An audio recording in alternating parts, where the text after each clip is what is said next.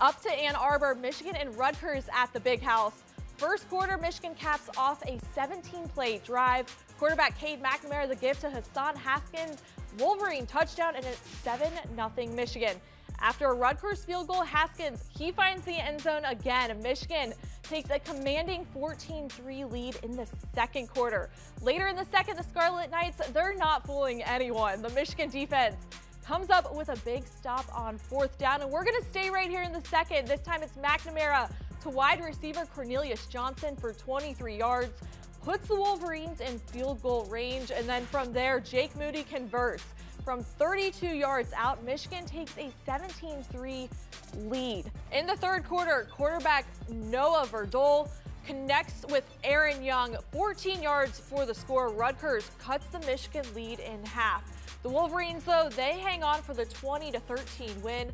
BCSN's Joel Sebastianelli joins us from the Big House. There's a lot that wasn't surprising about this game. The team that won, their offensive game plan, Michigan ran the ball about 70% of the time, establishing the run early with 2 Hassan Haskins touchdowns. What was surprising is how a 20-3 halftime lead almost slipped away. Michigan's offense couldn't stay on the field. 4 3-and-outs and a missed field goal in 5 second-half drives, outscored 10-0, and saved by the defense. We had a ton of momentum. Offensively, we're clicking on all cylinders, and I think us losing that momentum and a couple of those stalls, I mean, we could, for some reason, no matter what it was, running the ball or throwing the ball, we just struggled a little bit just to get that first down in the second half. We knew what we were getting from them. I think it was just really a lack of execution on our part. We know that's not going to get the job done. Rutgers stacked the box, holding Haskins to 41 yards on 12 carries, Blake Corum to 68 yards on 21 touches, and it pressured McNamara to pass with mixed results. I think we were extremely efficient in the first half. I think in the second half we struggled a little bit. When they load the box like that, it's going to come down to us beating man coverage. And, you know, I got to do a better job of throwing more accurate balls. Offensive struggles didn't make it any easier on the defense. The Scarlet Knights held the ball for nearly 33 minutes, 7 of 16 on third down, but they got them off the field when it mattered. Show the character of the defense. I'm really proud and pleased with that. And that they found a way.